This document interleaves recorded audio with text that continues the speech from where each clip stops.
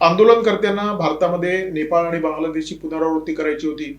त्यासाठीच अभिजित दिपकीची अमेरिकेमध्ये शिकवणी झाली होती. अरविंद केजरीवाल यांनी सर्व तयारी सज्ज करून ठेवली होती.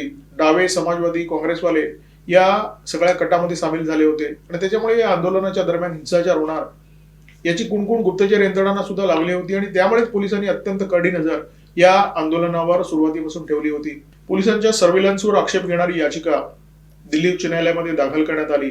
ही याचिका दाखल केली होती आयशे घोष यांनी आणि त्यांच्या वकील होत्या नंदिता राव या. आता या आयशे घोष नेमक्या कोण आहेत?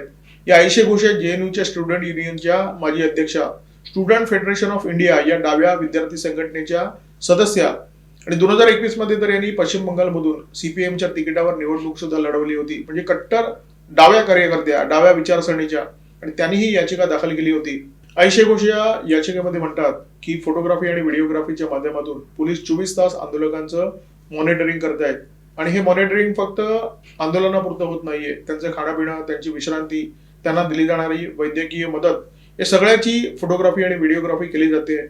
ही पाळत ठेवणं म्हणजे एक प्रकारे धमकावणं आहे, कारण पोलिसांनी या आंदोलकांना धमकावलंय की हे जे फुटेज आहे ते तुमच्या पालकांना पाठवलं जाईल, ते तुमच्या शैक्षणिक संस्थांना पाठवलं जाईल. म्हणजे पोलिसांचं हे दबाव तंत्र आहे आणि लोकशाहीमध्ये जो विरोध आहे तो मोडून काढण्यासाठी पोलीस या सगळ्या टेहळणीचा वापर करतायत.